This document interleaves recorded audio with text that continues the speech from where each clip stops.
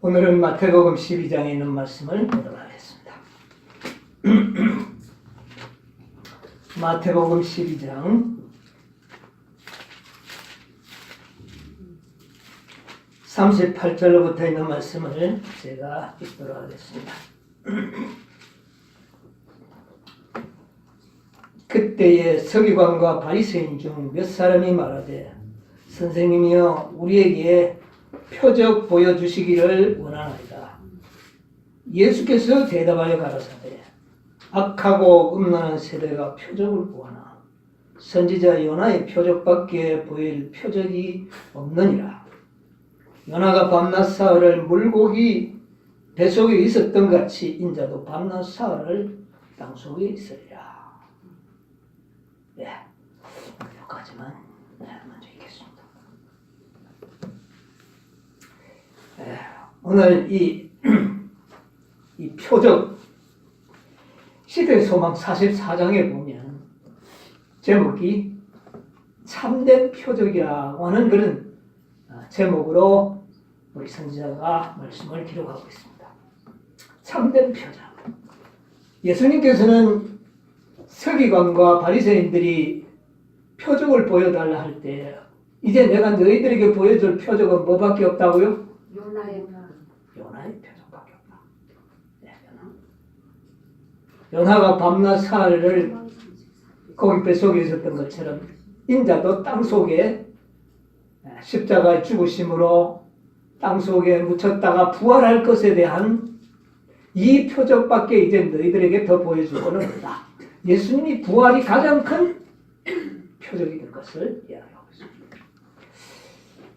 이 바리새인들과 서기관들은 예수님을 생애를 통하여 무수한 이적과 표적을 봤습니까? 안 봤습니까? 봤는데 계속 뭐 보여달라 그래요. 표적. 그러니까 예수님께서 그들을 위하여 표적을 행하지 않았어요. 뭐밖에 없다? 요나의 표적. 내가 이제 부활한 것 이외에 너희들에게 보여줄 표적은 없다. 그래서 이 서기관과 바리새인들은 예수님의 그 많은 이적과 기사와 표적을 이미 봐놓고도 또 표적을 보이라는 겁니다. 그런데 그들이 뭐 어떤 표적을 원했을까요? 물론 자기들이 원하는 표적인데 그런 것도 표적이겠지만 어떤 표적을 원했느냐면은 요수아가 그 전쟁에 나가서 태양을 하늘에서 멈추는 엄청난 그런 그 이적을 표적이 나타났죠. 예수님도 그런 어마어마한, 물론 다른 모든 표적도 어마어마한 거지만 그런 어떤 표적을 보여서 우리를 당신을 메시아로 믿게 하라. 그렇게 생각을 했던 겁니다. 그런데 예수님께서는 사단이 와서 뭐라 그랬어요? 네가 이 돌들을 똑똑히 되게 하라. 그러면 내가 네 하나님의 아들로 믿겠다. 이런 시험조의 요구에 있어서는 결코 표적을 행하지 않았습니다. 이스라엘 백성들이 그것을 믿기 위하여, 예수님을 믿기 위하여 표적을 요구한 것이 아니라 사실은 예수님을 시험하는 것입니다. 그러므로 예수님께서는 이 지금까지 본 표적을 통하여 나를 믿지 못한다면 아무리 큰 표적을 행해도 너희들은 나를 믿지 않을 것이다 하는 것을 이미 예수님은 아셨던 겁니다.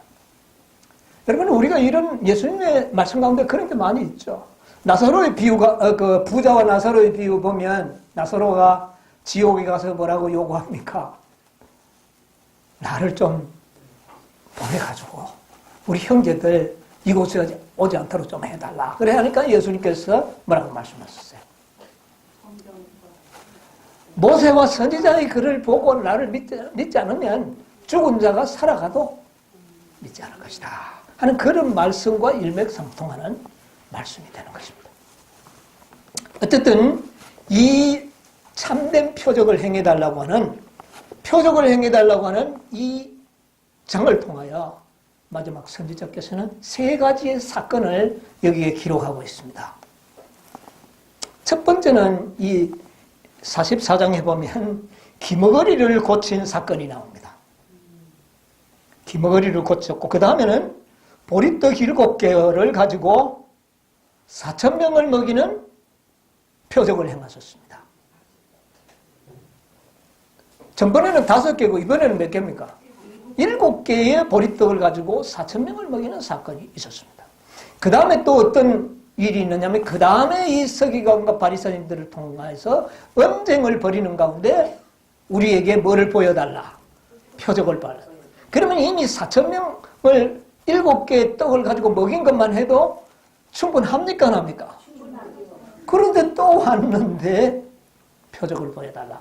그렇게 했을 때 예수님께서는 그들에게 아무런 표적을 행하시지 않았습니다. 이런 세 가지의 사건이 이번 이 시대의 소망 44장 참된 표적이라고 하는 이 장의 내용을 이루고 있습니다. 그래서 오늘 이 세 가지 사건을 한 가지 사건이 다 중요하지만 시간을 단축하기 위해서 시대의 소망을 좀 진로를 빨리 나가기 위해서 오늘 세 가지 사건을 제가 좀 간단하게 좀 말씀을 드리려고 합니다. 먼저 이 벙어리를 고친 사건입니다. 이건 놀라운 이적이에요. 기머거리. 기가 먹으면 뭐도 먹습니까? 육도 먹죠. 그래서 벙어리요 기머거리 동일한 사건입니다. 자, 그 사건은 마가복음 7장에 있는 사건을 거기에 기록하고 있습니다. 한번 보겠습니다. 마가복음 7장 31절로 보면 예수께서 다시 두로 지경에 나와 시돈을 지나고 데가볼리 지경을 통과하여 갈릴리 호수에 이르시매 사람들이 어떻게 해요? 기먹고 어눌한 자, 말을 이 벙어리가 오오하죠. 어눌한 자. 예. 데리고 예수께 나와 안수하여 주기를 간구하거늘 예수께서 그 사람을 따로 데리고 무리를 떠나사. 잘, 이 대목을 잘 자세히 보세요. 따로 가서 손가락을 그의 양귀에 넣고 침을 뱉어 그의 혀에 손을 대시며 하늘을 우러러 탄식하시며 그에게 이르시되 에바다 하시니 이는 열리라는 뜻이라. 그의 귀가 열리고 혀에 맺힌 것이 곧 풀려 말이 분명하더라. 예수께서 저에게 경계하사 아무에게도 말하지 말라 하시되 경계하실수록 저희가 더욱 널리 전파하니 하는 이런 기록이 나옵니다. 이 사건을 이 장에서 다루고 있습니다. 자, 여러분 예수님이 행하신 모든 하나의 이적과 표적과 행동은 우리에게 매우 놀라운 교훈과 기별과 구속의 경륜에 있어서의 중요한 메시지를 우리에게 말하고 있는 것입니다. 자, 여러분 이 기머거리요 말이 어눌한 이 사람을 고치는 일에 예수님의 좀 특별한 행동이 보이지 않습니까? 어떤 행동이 나옵니까? 예수님이 모든 환자를 고칠 때는 대부분 말씀으로 고치셨습니다. 그리고 말씀을 고칠 때 그 대상자들이 예수님을 진심으로 믿는 자들에게만 그 이적을 어떻게 했습니까? 행하셨습니다. 불신하는 자의 병을 고쳐주지 않았어요. 믿는 자의 병을 고쳐줬어요. 그런데 여기에는 특별한 행동이 나오는데 모든 이적은 대중들이 보는 앞에서 이적을 행했습니다. 그런데 여기는 보니까 그 사람을 따로 데리고 가서 따로 데리고 갔습니다.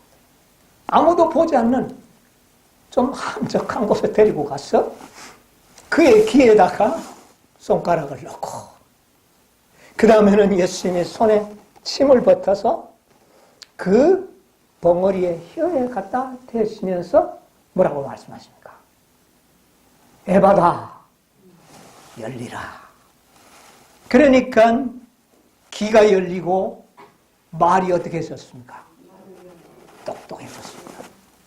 그런데 그렇게 하실 때에 예수님께서 그냥 말씀을 한 게 아니에요. 자, 그 뭐라 그랬어요? 34절에 예수님 어떻게 하셨습니까? 하늘을 어떻게 해요? 우러러 보시고 하늘을 우러러 보시고 기도하셨습니다. 단식하시며 기도하셨어요. 예. 자, 우리 예언의 신에 있는 말씀 좀 제가 한번 읽어보겠습니다.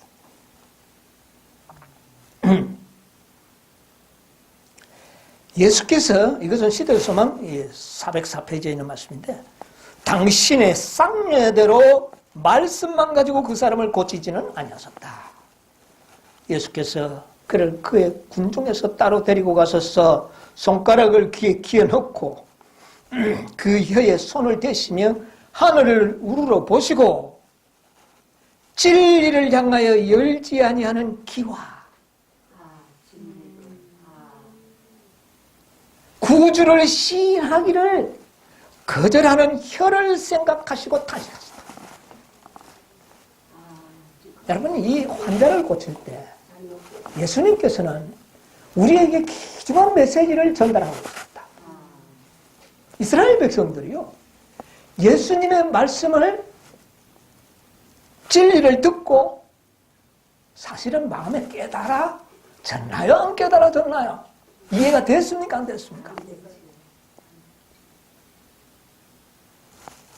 여러분, 그들이 깨달았습니다.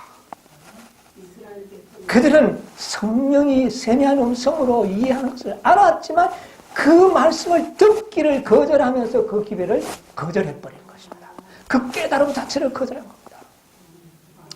저번에 제가 말씀드렸어요. 보리떡 5개를 먹은 모든 사람은 이 사람이 메시아라는 거 확신을 가졌는데 진리를 말하니까 그 진리가 자기 마음에 들지 않기 때문에 듣지 않기로 귀를 막아버렸어요.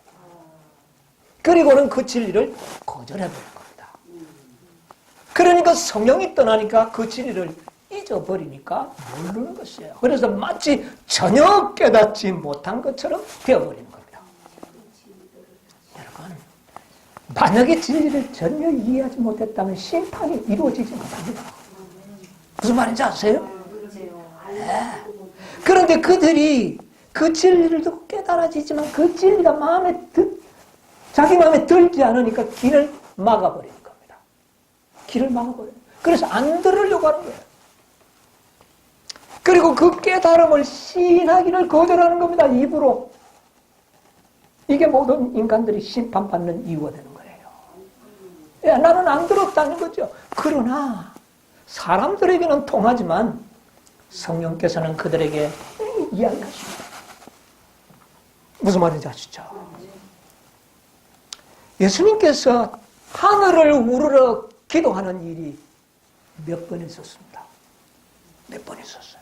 언제 하늘을 우러보며 기도했죠? 네? 뭐, 그러나 표현해 보면 그 하늘을 우러러 봤다는 말은 없어요. 예, 아마 그림에 이렇게 말씀에 그렇게 표현하죠. 언제 우러러보고 기도했느냐면 침례받고 요단강변에 나와서 하늘을 우러러 하나님께 기도했습니다. 여러분, 중요한 기도입니까? 아닙니까? 하늘을 우러러 봤다는 것은 매우 중요한 기도를 하실 때 하나님께서, 예수님께서 하늘을 우러러 보시면서 기도하셨어요. 그것이 바로 침례받은 이후에 요단강변에 나와서 인류를 위하여 자신의 모든 생애를 하나님께 헌신하는 기도를 할 때에 물어보면서 기도했어요. 그 다음에 죽은 나사로를 살릴 때에 하늘을 우러러보시면서 기도하셨습니다. 하늘을 우러러보시면서. 정말 예수님이 이 땅에서 이제 그는 생명이요 부활이라는 사실을 증명하기 위해서 그 영혼을 묻으면서 살리기 위하여 예수님께서는 하늘을 우러러보시며 어떻게 했어요? 기도하신 것입니다. 그 다음에 세 번째는 언제냐 하면은 보리떡 5개와 물고기 2마리를 가지고 영혼들에게 먹이실 때 그 떡을 드시고 하늘을 우러러 보시면서 기도하셨습니다. 여러분, 그래서 이 보리떡 5개의 표적은 그래서 매우 중요한 거예요. 하늘을 우러러 이 진리를 인생들이 깨닫기를 예수님께서 간절히 바라는 마음에서 기도한 것입니다. 여러분, 보리떡 5개가 그냥 표적에서 사람들 먹인 게 아니에요. 이 진리 속에 들어있는 이 기별이 인생들에게 너무나 중요한 기별이기 때문에 예수님께서는 하늘을 우러보시면서 이 표적을 연구하고 공부하는 영혼들이 이 기별 속에 들어있는 하나님의 그 중요한 기별을 깨닫게 해달라고 하늘을 우러보시며 기도하셨죠.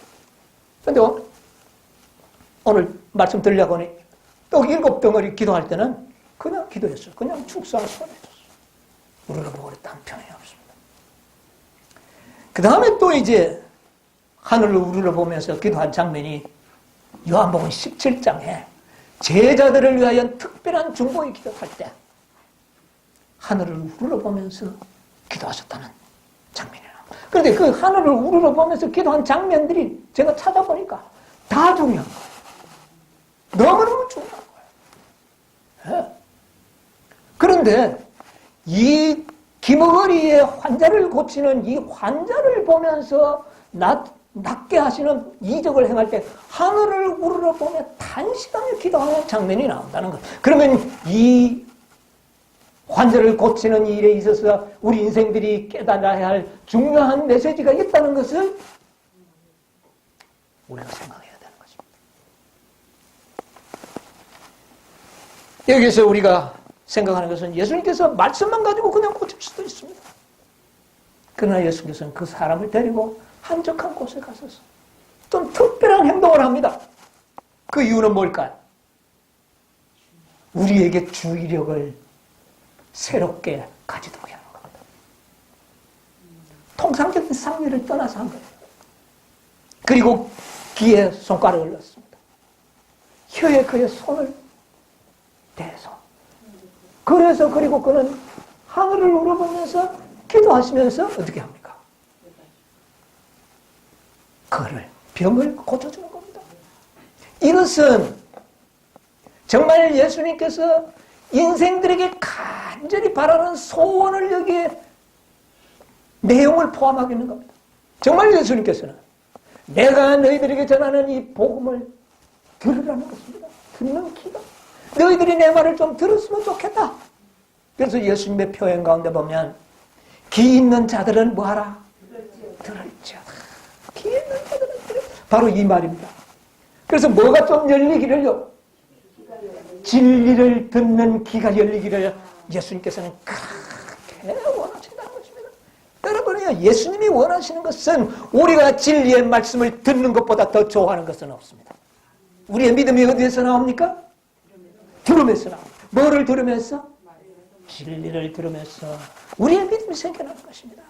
그래서 진리를 듣는 귀가 열리기를 예수님께서는 소원하는 마음을 담아서 그 환자의 귀에 손가락을 넣고 하늘을 우러보시면서 기도하신 것입니다. 여러분이요, 우리가 진리를 듣는 것만큼 중요한 일이 없음을 이야기하고 있는 것입니다. 여러분이요, 우리가 집회를 해보지만 진리를 듣는 이가 몇 명이나 됩니까? 여러분, 이 진리를 듣기를 원하고 이 진리를 듣고 난 다음에도 또다시 듣는 자가 몇 명이나 되겠냐고 말입니다. 이 마지막에 하나님께서 주신 이 엄청난 현대 진리를 여러분 듣는 자가 몇 명이나 되느냐고 말이에요. 왜? 그 진리가 자기 마음에 맞지 않아요. 왜 맞지 않느냐? 여러분, 이 진리는 우리에게 세상을 포기하도록 만드는 것이요, 전심으로 하나님께 마음을 바치는 것이요, 자아를 다 포기해야 되는 것이요, 그 나라와 그 의를 구하기 위해서는 자기의 십자가를 지고 가야 된다는 것을 스스로 깨닫게 해주는 것입니다. 진리는 그러므로 진리를 들 때 너무 힘들다. 이거는 보통 문제가 아니구나 해서 물러가는 겁니다. 많은 사람들이 예수님에게 왔다가 예수님이 정말 메시아라는 확실한 증거를 보았지만은 이 진리를 내 살과 내 피를 먹는 자는 영원토록 살리라 할 때, 이게 사는 게 세상, 영혼은 살고 영원히 사는 것이지만 세상에는 죽음을 이야기한다는 것을 그들이 깨달았을 때, 십자가를 지는 것이었다는 사실을 깨달았을 때 그들은 어렵도다. 사실은 어려운 것이 아니라 깨닫다는 것입니다. 그러나 그들은 그 말씀을 더 이상 듣기를 원치 않고 길을 막고 가버린 거예요. 그리고 그 말씀을 깨달았을 때 그 말씀을 시인하기를 원치 않은 것입니다. 그래서 그들이 하나님에게서 떠나가고 구원에서 탈락이 된 것입니다, 여러분이요.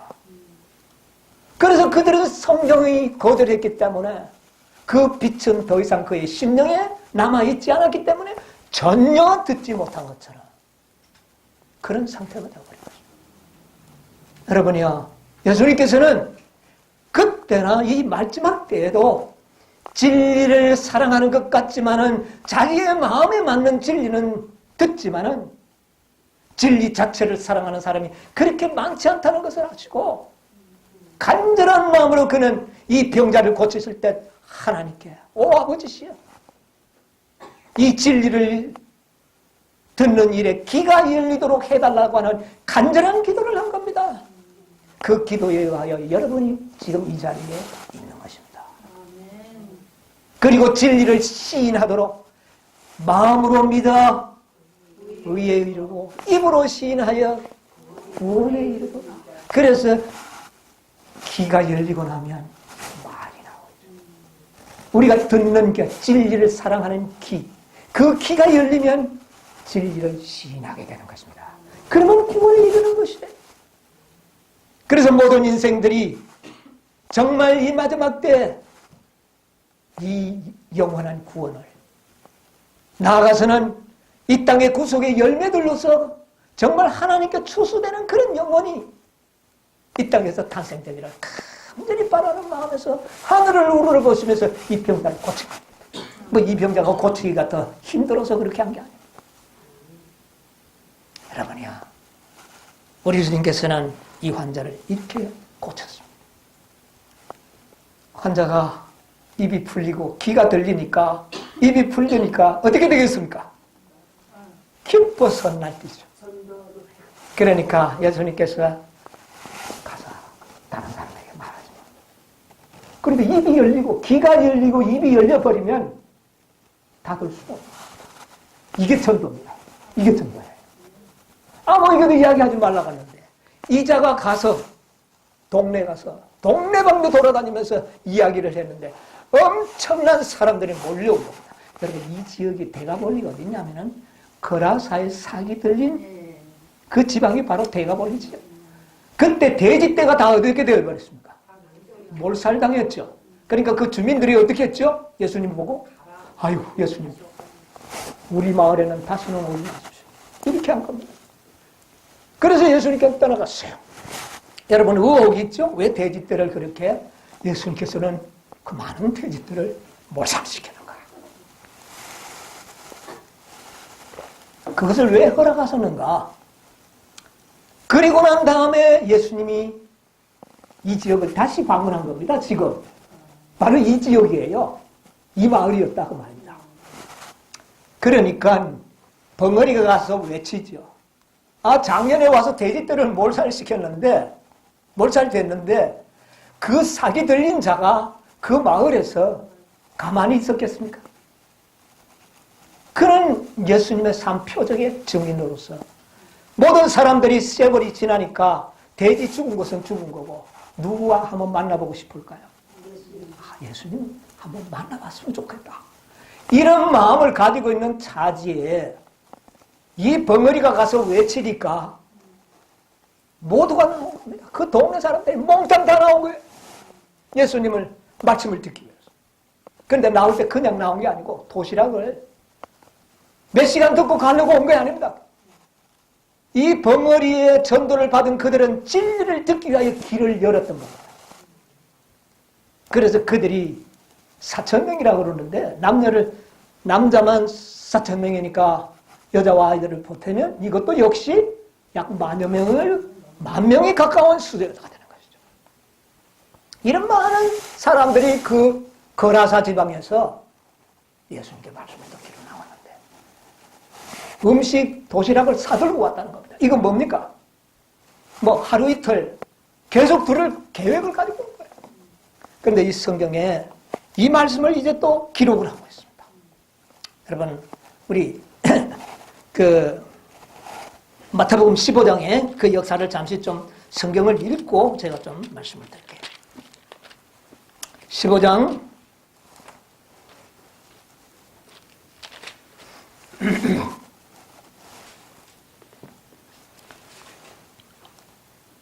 32절에 있는 말씀을 잠시 볼게요. 32요? 예. 예수께서 제자들을 불러 이르시되 내가 무리를 불쌍히 여기노라. 그들이 나와 함께 있으니 이미 사흘이네. 먹을 것이 없도다. 길에서 기진할까 하는 예. 자, 여기 봅시다. 이들이 지금 얼마나 됐다고요? 사흘이 됐다. 여러분, 사흘 동안을 그들은 뭘 했다는 말입니까? 예수님의 말씀을 들었다는 겁니다. 이게 대단한 부흥집회 아닙니까? 우리 집회가 지금 요즘 며칠 합니까? 3일 하면은 마지막 날은 많이 가버리고 아주 조그만만 남는데 이들은 여기 지금 마지막 날까지 몇 명이 남아 있었어요?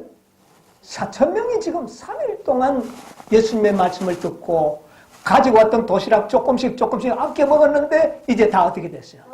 떨어져고 그들은 이제 허기에 지친 그런 상태에 놓여 있을 때 예수님께서 이들을 내가 그냥 보낼 수가 없다. 그래서 내가 먹을 것을 좀 줘야 되겠다. 그러니까 걱정을 하니까 제자들이 뭐라 그럽니까? 제자들이 버리떡 가져오지 않았죠? 광야에서 우리가 어디에서 이렇게 많은 무리를 어떻게 해요? 먹일 수 있겠나이까? 이 제자들도 얼마나 잊어버려. 전에 5,000명 먹였던 기록이 있잖아요. 베세다에서. 그런데 그걸 잊어버렸어요. 잊어버리고 여러분 잊어버린 데도 원인이 있어서요. 이 말씀을 읽어보면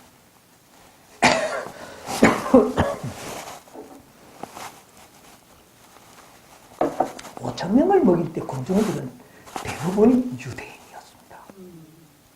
그런데 이 4,000명들은요 이방인들입니다. 제자들의 마음속에 유대인과 이방인의 차이점이 뭡니까? 제자들의 마음속에 이방인들이 관심이 없었어요. 지난 안식일에 우리가 뭘 보였습니까? 뭐가 무너짐? 장벽이 무너짐이 그랬잖아요. 그런데 이게 이 제자들의 마음에는 무너지지 않았어요. 아직도 이방인에 대한 편견들이 있었습니다. 그래서요, 유대인들이었더라면 이들을 어떻게 먹여야 할지를 관심을 기울이고 생각하다 보면 뭐도 생각할 수 있었을까요? 5,000명 먹였던 거요. 미리 어떤 똑동아리가 좀 예수님 이거 가지고 이들을 먹입시다. 이렇게 해서야 제자들이 되는 겁니다. 그런데 이방인이니까 관심이 없었어요. 이들을 어디서 먹입니까? 우리에게 또 어디 있습니까? 아주 무관심한 말과 행동을 여기서 보게 되는 거죠. 그러니까 예수님께서 너희에게 뭐 먹을 것이 좀 없느냐 이렇게 물어볼 때 드디어 그들이 뭐라고 이야기합니까? 7개의 떡덩어리와 물고기 2마리가 있나이다. 그렇게 얘기하셨습니다. 그래서 예수님께서는 축사하시고 그 떡을 떼어서 먹이고 다 동서남북 사방을 이야기합니다. 그러니까 이 복음이 온 세상에 전파되어서 구원 얻을 자들이 많이 일어날 것을 이야기한 것입니다.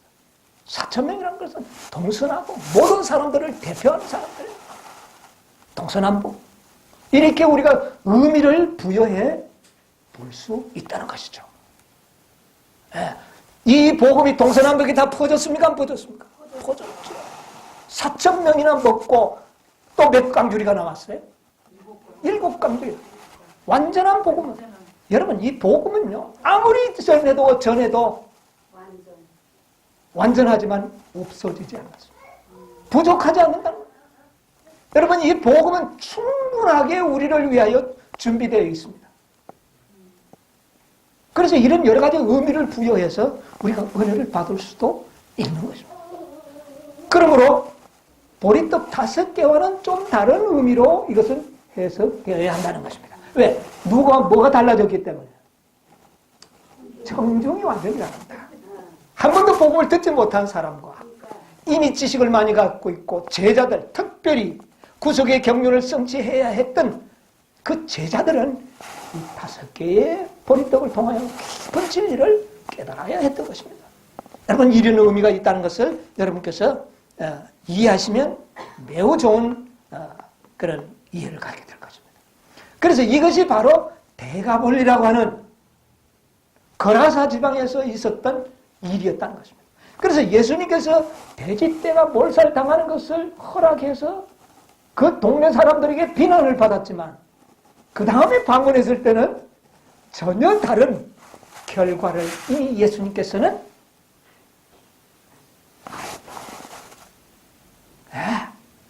그들에게 복음을 전하기 위하여 돼지떼들을 어떻게 했습니까? 희생하는 것을 허락했다. 그러므로 예수님의 모든 말씀과 행동 하나하나는 우리가 섣불리 지나쳐 버리면 안 된다고 하는 것이죠. 그분의 모든 생애와 그분의 모든 말씀은 우리에게 놀라운 진리와 놀라운 교훈을 우리에게 주고 있다. 여러분, 그러므로 우리가 전하는 모든 선교 활동에 실패란 없다는 겁니다. 처음에 보면 실패한 것 같아요. 그러나 그 다음에는 어떻게 됐습니까? 놀라운 결과를 가져오는 거죠. 이 거라사 지방에는 모든 사람들이 4,000명들이 모여서 이 놀라운 진리를 듣고 아마 구원하는 백성들이 얼마나 일어났겠습니까? 이것이 바로 예수님께서 우리에게 보여주시는 그 거라사 귀신 들린 그 사건과 그 다음에 어눌한 자의 그 병고침과 4,000명을 먹인 이 사건들이 어우러져서 오늘날 우리들에게 매우 귀중한 메시지를 전해주는 것입니다. 여러분, 우리가 복음 전하는 일, 부스러기도 버리면 안 됩니다. 화이트부인은 뭐라고 그러냐면 우리의 전도지 조각이 하나 찢어진 것도 귀중히 여기라. 그 부스러기가 영혼을 구원할 수도 있다. 우리의 모든 책자들을 매우 소중히 여기라. 우리 함부로 다루지 말라고 공부하고 있어요. 자, 시간이 많이 가기 때문에 짤막짤막하게 제가 좀 다뤄보겠습니다. 자, 그 다음에 유대인들이 표적을 요구했습니다. 이 표적. 그런데 이 표적이 이제 중요합니다. 예수께서는 유대인들을 위하여 결코 표적을 행하지 않았습니다. 아까 제가 제자들의 마음에 장벽이 무너지지 아니하고 편견이 있었다 그랬죠. 시대소망 5방 405페이지 가운데 보면 예수께서 벳세다에서 먹이신 무리는 유대인이었는데 이 무리는 이방인과 이교도들이었다. 이 제자들의 마음속에는 유대인적 편견이 아직도 강하게 남아있었다. 이들에 대하여 편견을 가지고 있기 때문에 이들이 굶주리고 있다는 사실을 생각하고 예수님처럼 편견이 없었다면 이들을 위해 뭔가 대비를 하고 있어야 될까요? 없어야 될까요? 있어요. 예수님께서 이들을 어떻게 해야 될 것이냐 질문했을 때 그들은 선뜻 어떻게 해야 돼요? 가지고 있던 보리떡을 가지고 주님, 이것이 준비되어 있습니다. 이들을 먹이십시다. 이렇게 했어야 돼요. 여러분, 우리의 편견들이 없어져야 됩니다. 교파의 편견은 없어져야 됩니다. 어떤 이방인들의 편견은 없어져야 됩니다. 우리는 모든 인간은 동일한 영혼으로 볼 수 있는 사람이 되어야 됩니다. 인간은 차별이 없어요. 우리가 잘나봐야 얼마나 잘난 것 아닙니다. 그리스도의 공로와 은혜가 없다면 그들과 조금도 다를 바 없다는 것을 우리는 알고 있어야 돼요. 이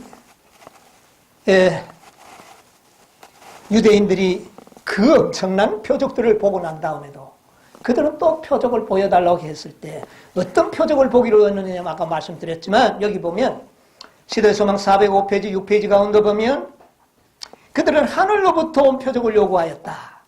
여호수아 시대에 이스라엘이 베토론에서 가나안 족속과 싸우려고 나갔을 때 승리를 거둘 때까지 지휘관의 명령을 따라 태양이 그 자리에 멈췄던 것과 같은 그런 표적. 그게 그들에게 무슨 유익이 됩니까? 오늘날에 태양이 멈춰가지고 누가 유익될 게 있어요? 쓸데없는 표적을 요구한 거죠. 이런 것을 요구했다. 그러나 예수님께서는 너희들에게 표적이 필요한 것이 아니라 너희들에게 한 것은 영적 변화가 요구된다. 영적 혁신이다. 혁신이란 말 세상에 많이 쓰죠. 변화. 조직도 고치고. 이스라엘 백성들이 필요한 것은 영적 거듭남, 새로움. 너희들이 다시 태어나야 된다. 너희들이 하늘에 가서 살 수 있는 것처럼 말하지만 너희들은 다시 태어나지 아니하면 뭐 나지 아니하면 거듭나지 않으면 그 말입니다. 이것이 너희가 필요해. 그러면서 바리새인들에게 외식하는 자여, 외식하는 자여, 너희는 청기는 분별할 줄 알면서 시대적 표적은 분별하지 못하느냐. 그렇게 여러분, 우리가 오늘날 많은 사람들이 천재지변에 대한 표적은 잘 읽습니다. 지진이 일어나고 해일이 일어나면 주님 오실 때가 다 되는가 보다. 그러니까 표적을 읽습니다. 여러분, 그 표적을 누구도 읽어요. 세상 사람들이 다 읽습니다. 그럼 믿는 사람은 이런 표적 보고 예수님 올 때가 다 됐구나 이렇게 해야 되겠습니까? 우리는 어떤 표적을 봐야 돼요? 시대적 표적. 시대적 표적이란 말이 방금 지사님이 이야기했듯이 예언적 표적을 봐야 한다. 여러분, 이 시대에 주어진 많은 예언들, 그 예언은 예수님께서 지금 하나하나 말씀하는 보리떡 5개 속에서 우리는 예언적 뭐를요? 표적을 봐야 되는 것입니다. 이것이 예언입니다. 5 천사의 기별이 복음이면서 뭡니까? 예언입니다. 여러분, 복음 그 하나만으로 깨닫서는 안 됩니다. 복음에서 예언이 부과될 때 능력이 나타나는 거예요. 예수님의 제자들도 나중에 예수님이 죽고 부활하고 난 다음에도 제자들이 능력이 있었나요? 전부 고민에 빠져가 실망에 빠져서 부활한 예수를 보고도 실망에 빠져서 엠마오로 가고 도마 같은 사람은 예수님을 봤다 해도 믿지도 않은 이런 엉망진창 속에 있었습니다. 제자들이. 그런데 뭐를 깨닫고? 예언을 깨닫고 그들은 능력이 있는 사람이 되었습니다. 이게 바로 시대적이 주는 표적이에요. 이 표적을 읽을 줄 아는 영적인 안목이 우리에게 필요한 거예요. 이 영적인 표적을 깨닫지 못하면 5대 천사의 기별 그럼 그게 뭔데? 믿음으로 말하면 그건 내가 다 아는데 아무런 의미가 없다는 겁니다. 그러나 그것을 무엇으로 우리가 깨닫게 될 때? 시대적 표적. 이것이 바로 마지막 때에 하나님께서 마지막으로 보내는 천사의 기별이구나. 이 천사가 오고 난 다음에 그리스도의 재림이 임박하다는 것을 예언을 통하여 깊이 깨닫게 될 때에 그 깨달음은 그들에게 능력과 변화를 가져오는 것입니다. 제자들이 진짜 변화된 것은요, 예수님이 예언적으로 예수님을 알았을 때, 복음으로 예수님이 아니라 예언적 메시아로 깨닫게 됐을 때 그들은 큰 변화가 일어난 것입니다. 며칠 만에 뭐를 받을 수밖에 없었어요? 여러분, 오순절날에 그들이 깨닫고 난 다음에 준비된 기간이 불과 열흘 남짓 됐습니다. 열흘 동안에 그들은 완전한 예언을 깨달아버린 것입니다. 예수님이 하늘로 승천하는 것을 보고 난 다음에 모든 예언들이 확 일어났습니다. 제자들 마음에 의혹이라는 것은 손톱만치도 없었어요. 그 짧은 기간에 그들은 변하게 말입니다. 이름비를 받을 수 있을 정도로 준비되는 것입니다. 여러분, 우리가 이 구속의 경륜을 반복하고 연구하고 제가 이렇게 말씀을 잡고 제 스스로에게 말씀하고 여러분에게 말씀하는 것은 이 구속의 경륜을 깊이 한 점의 의혹이 없고 확고해졌을 때에 여러분, 우리는 변화되는 것입니다. 시대적 표적을 왜 너희들은 모르느냐고 예수님께서 한탄하실 거예요. 그러면서 너희들에게 필요한 것을 변화라는 것입니다. 품성의 변화라는 것입니다. 그러면서 요나의 표적을 이야기하셨죠? 요나의 표적밖에. 그러니까 요즘부터 와서는 밤낮 사흘이니까 예수님이 금요일 돌아가신 게 아니고 뭐 수요일 돌아가는 이런 말. 여러분, 그게 아닙니다. 성경에는 엄연히 예수님이 돌아가신 날이 안식일 예비일이라는 말씀을 못을 박아놨습니다. 그러므로 예비일과 안식일과 부활은 쌍입이에요. 꼭 시간을 채워야 된다는 의미가 있는 것이 아닙니다. 어쨌든 예수님이 하시고자 하는 것은 바로 예수님이 3일 만에 부활하시겠다는 것입니다.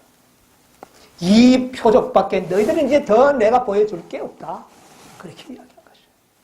그러나 그 표적을 봤을 때는 이미 자기 손으로 메시아를 어떻게 해버렸습니까? 그런 엄청난 죄를 짓게 됐다는 거죠. 여러분, 우리도 그렇게 하시렵니까? 그 표적을 봤을 때는 이미 우리는 은혜의 시기를 넘어가 버린다. 유대인에게 주어졌던 은혜의 시기가 예수 그리스도 십자가에 못 박았을 때 사실 그들은 자기의 운명을 어떻게 했습니까? 결정해버린 거죠. 예수님이 가장 보기를 원하는 것은 예수님의 생애를 통하여 나타나는 품성의 표적을 보기를 원하신 것입니다. 품성의 표적. 유대인들이 예수님을 거절했던 이유는 예수님의 생애에서 그들에게서 볼 수 없는 아름다운 품성이 나타나고 그 품성에 의하여 많은 영혼들이 이끌림을 받을 때 질투하여 예수님을 거절하여 일어났던 것입니다. 여러분, 우리에게 가장 중요한 것은 바로 품성의 표적이 나타나야 하는 것입니다. 이것을 나타나도록 하기 위해서는 여러분이요, 진리를 듣는 귀가 열려 있어야 합니다. 항상 진리를 들으려고 해야 됩니다. 여러분, 갑자기 믿음이 생기는 게 아닙니다. 들어야 돼요. 들어야 돼요. 그리고 아멘으로 시인해야 합니다. 그래서 귀가 열리고 입이 열려야만이 우리는 예수님의 생애에서 품성을 볼 수 있는 영안이 열리는 것입니다. 영적 통찰력이 생기는 거예요. 그런데 이 바리새인과 서기관과 유대인들은 예수님의 진리를 듣기를 길을 어떻게 했어요? 막아버린 거예요.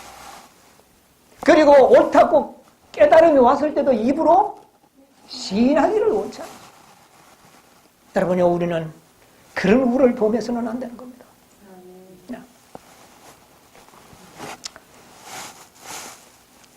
시대소망 406페이지 7페이지 가운데 보면 유대인들로 구주의 이적을 거절하게 이끈 것은 예수의 거룩한 품성에 관한 가장 큰 증거이기 때문이다.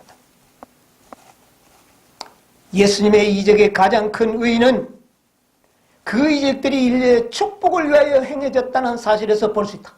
여러분, 예수님의 이적은 무슨 자기를 메시아를 증거하기 위하여 이적을 행한 것이 아니라 인간들에게 복이 되게 하기 위하여, 생명이 되게 하기 위하여 선한 행위를 행하신 것입니다.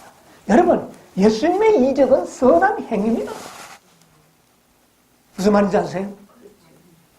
예수님이 행하신 이적의 모든 목적은 선한 행위에는 인류의 행복과 생명을 주기 위하여 행해진 이적이었다는 것입니다. 그것이 예수님의 품성이었습니다. 그가 하나님께서 왔다는 가장 큰 증거는 그의 생애가 하나님의 품성을 드러낸 것이다. 그는 하나님의 사업을 행하셨고 하나님의 말씀을 말씀하셨다. 이와 같은 생애는 모든 이적 중에 가장 큰 이적이다.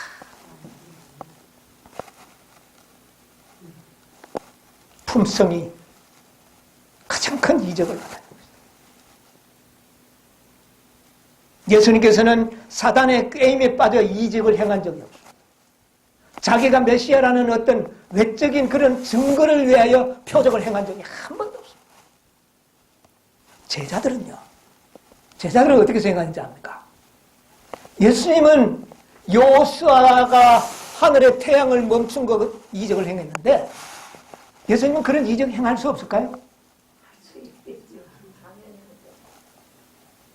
제자들 생각할 때 우리 예수님은 여호수아보다 더 큰 이적을 행할 수 있는 능력이 분명히 있는데 왜 안 하느냐 그 말이에요. 행하기만 하면 이들이 다 믿을 텐데. 그래서 제자들은 불만이 있었어요. 여기 잘 들어보세요. 제자들은 저희 선생께서 하늘의 표적을 보이라는 요구를 들어줬어야 했다고 생각했다. 여러분 우리는 그렇게 생각 안 합니까? 이렇게 좀 했으면 다 문제가 해결될 텐데 왜 이렇게 했을까? 이런 말씀을 성경과 예언의 신이 기록해 놨으면 이런 문제 나서 14만 4천 실수라는 말을 딱 꼭 한마디만 해놨으면 다 될 텐데 왜 안 하느냐 그 말이에요. 우리는 그렇게 생각하죠. 이 제자들도 그렇게 했어요. 그렇게 했으면 얼마나 좋겠어요. 그러나 예수님은 하시지 않았습니다. 그렇게 한다면 참과 거짓이 구별하여 분리되어 나올 수가 없는 것입니다. 여러분, 예수님께서는 지금 서서히 알곡과 쭉정이, 가라지와 곡식을 구별하는 시대에 있습니다. 5,000명을 먹일 때 많은 무리를 떠나가게 한 이유를 들었죠? 이유가 뭐였습니까? 제자들을 그런 불신하는 무리들과 분리시키기 위하여 예수님께서는 그렇게 하셨다고 그랬어요. 우리를 뭐 하도록 하기 위해서? 미리미리 분리하도록. 여러분, 우리를 미리미리 나오지 않으면요, 갑자기 나오면 못 나옵니다. 여러분, 이 분리만 참 힘든 게 없어요. 그 믿는 무리들 가운데서 나온다는 게 얼마나 어려운 건지 모릅니다. 그래서 예수님께서는 제자들의 시험을 들어주시기 위하여 미리 5,000명을 가지고 먹이고 난 다음에 군중들이 왔을 때 그들을 오히려 참된 진리를 아주 노골적으로 전함으로 인해서 그들이 다 떠나가는 것을 허용합니다. 누구를 위해서? 제자들. 하나님 예수님의 깊은 뜻을 우리에게 깨닫게 해주지 않았습니까? 우리를 지금 첫째, 둘째, 셋째, 넷째 기별이 외쳐질 때마다 분리 시켜내는 겁니다. 한꺼번에 하면 우리가 감당을 못해요.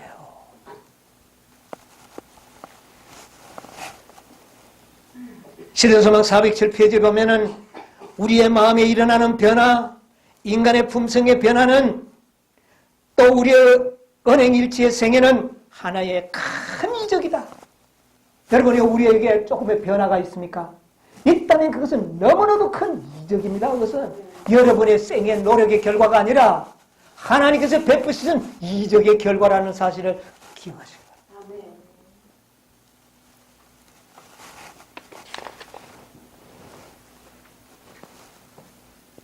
우리의 변화 자체가 이적 중에 이적이라고 사도행적 409페이지에 이야기했습니다. 여러분, 회개도, 여러분 회개 자주 합니까? 여러분, 여기 보니까 이랬어요.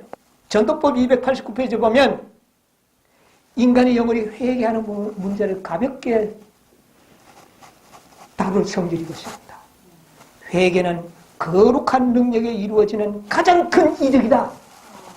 여러분의 마음속에 이 회개하는 마음이 바로 이 이적입니다, 여러분이요.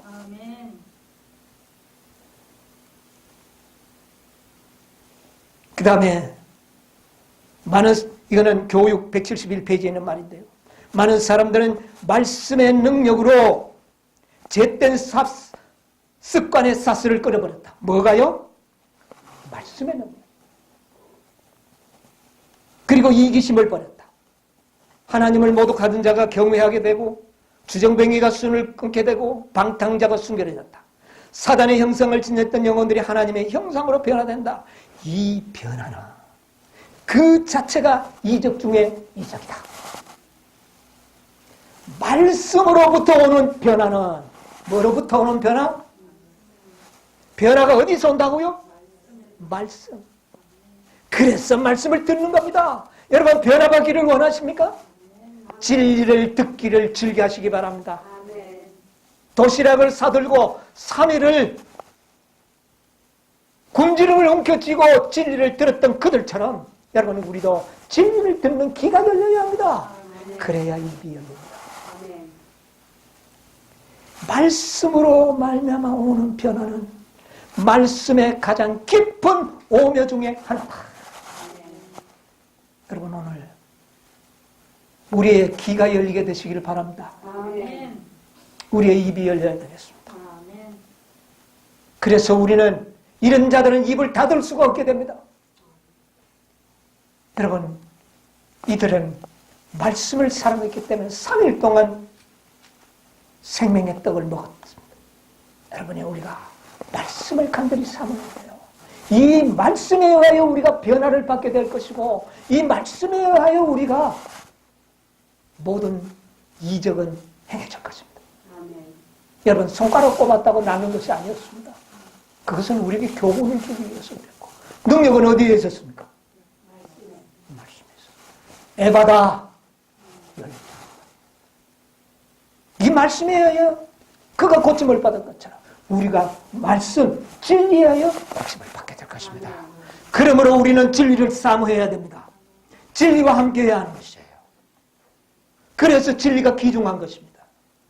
완전한 진리가 중요한 것이에요. 여러분, 이 진리의 중요성. 너희는 외식을, 바리새인의 외식을 조심하라.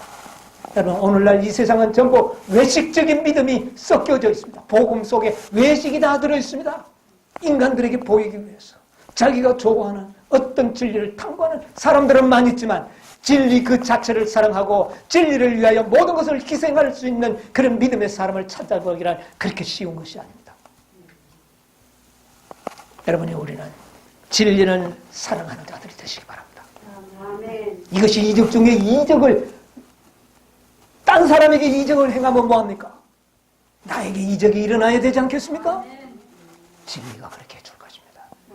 아무쪼록 이 놀라운 주님의 놀라우신 이 말씀의 이적이 우리의 생애에 나타나서 이것이 하나님이 살아계신과 그분이 정말 하나님의 모든 사랑을 우리에게 부으심으로 나타나는 가장 놀라운 표적이 우리의 품성의 변화라는 것입니다. 그 변화가 바로 무엇으로 통해서 온다? 말씀으로, 진리를 통해서 온다. 그래서 귀가 열려야 하고 혀가 풀려야 합니다. 여러분, 귀가 열리고 혀가 풀리는 여러분이 되시기 바랍니다. 요한계시록에는 들을 귀 있는 자들은 들을지어다. 성령이 교회에게 하는 음성을 어떻게 해요? 듣는 자들은 변화될 것입니다. 몇 변이나 계시록이 기록됐습니까? 7 들을 게 있는 성령의 음성을 들을지어다. 그런 자는 이기는 자가 될 것이라. 아무쪼록 귀가 열리고 혀가 열려서 승리하시는 여러분과 제가 되기를 간절히 바라면서 말씀을 마치겠습니다.